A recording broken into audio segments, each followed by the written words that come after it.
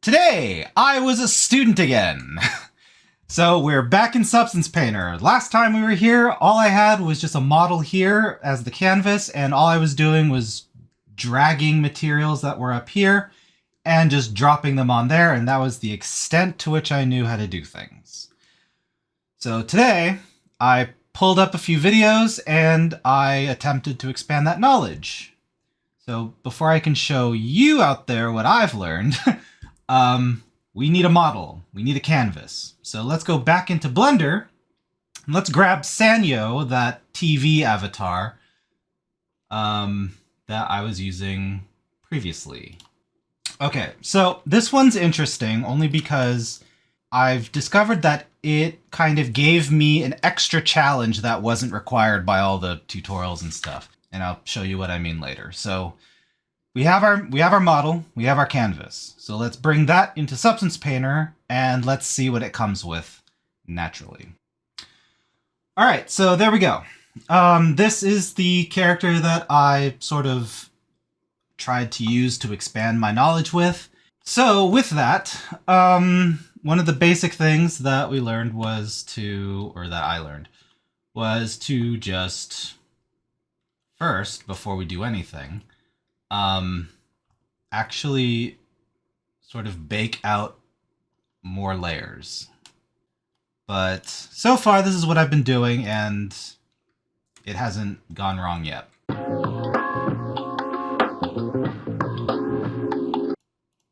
Okay, I think that's all the things that I did before. Okay, so now it's just going to run through and generate all of the texture maps that I need. So it's going to go through the normal, it's going to go through the world space normal, it's going to go through curvature, position, thickness. And all of those will be helpful later on when I'm starting to throw paint on this thing.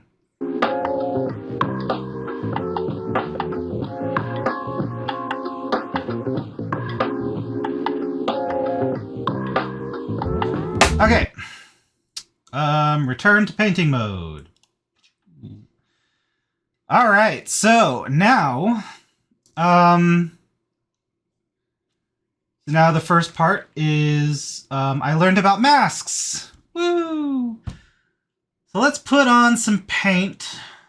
Literally, I guess. I mean, I could really use any of these, right? Paper, cardboard. Should we use cardboard? Let's do cardboard. So I can take this and I can drag it on. So far, right, seems very similar to what I've been doing up until now.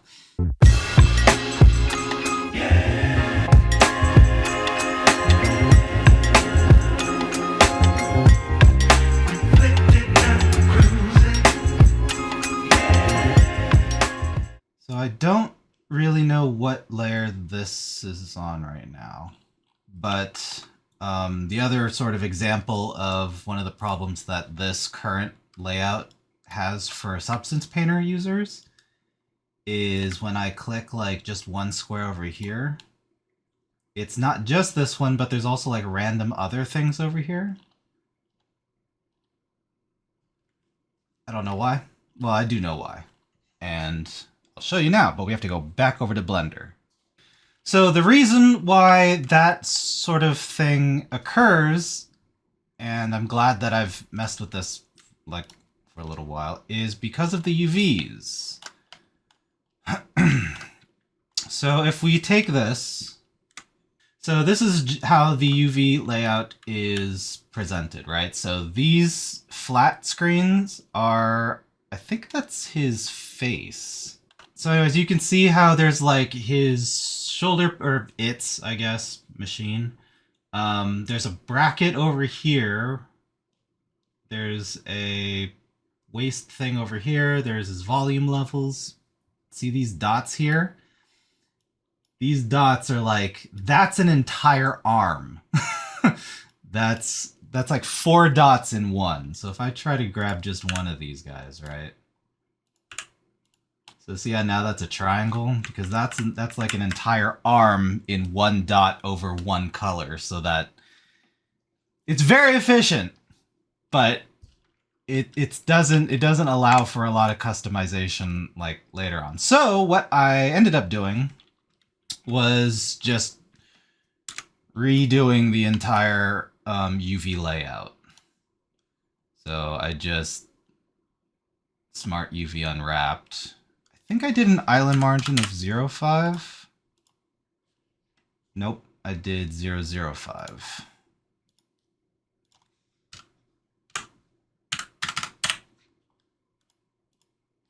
Okay. So now there's a lot more things and they're a lot more spread out, right? Look at how chaotic that is. So I exported this FBX and I stuck it back into Substance Painter and it gave me a lot more control. Is it all that efficient later on in line? No. And I have to keep track of the FBX that I exported. But it does allow me a lot more control within Substance Painter, so it's kind of a trade-off, you know? You get a less optimized texture, but you get a lot more control when you are texturing. I hope that makes sense. So anyways, let's go back to Substance Painter, and I will have the altered FBX up and running. All right, welcome back. So I've done all the sort of pre-setup, well, except for one thing. But I just wanted to show how the screens, the emotes, didn't change. The textures, though, now it's all spread out. So let's get the maps down and ready so that the textures know what they're doing and where they're going. Let's return to painting mode. So now we can get to the fun part. Now that I have a lot more control over what goes where, we can ask the silly questions like, all right, we're looking at a thing. So what do we want? Do I know how to make my own materials yet? No, not at all. But we can take what's here because it is an extensive library. Where was that cardboard? That was kind of silly and I liked it. Okay, and then we need something for the limbs. So I think I would like a cardboard body, right? And a cardboard head, like a kid put this together. And I would like, then we need like a plastic or something, but I don't want that plastic. Let's get the plastic composite. Just get that ready.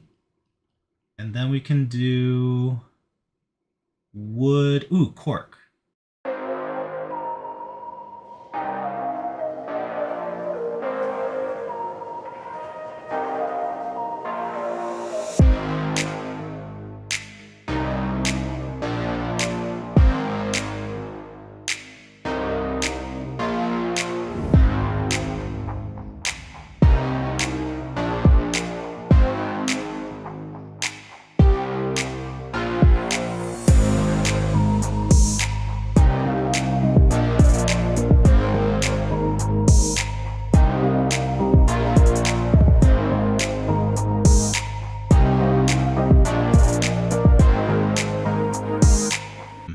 Okay, I'm just not going to mess with that. So in any case, that is our guy.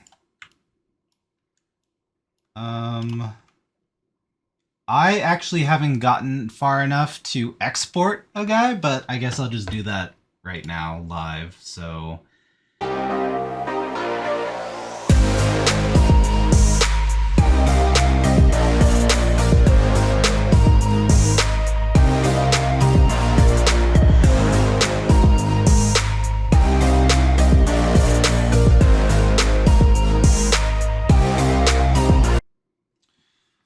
okay, I have a suspicion that it's because that FBX is open in this program. So what I'm going to do is I'm going to close you out, and hopefully I don't have to bring you up again because I don't want to really save this file at all.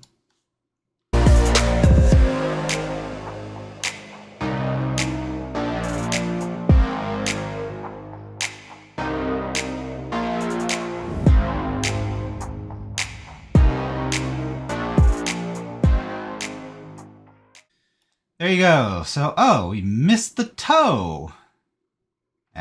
Anyways. So anyways, there you go. I expanded my knowledge, even though it's still extremely rudimentary. Progress!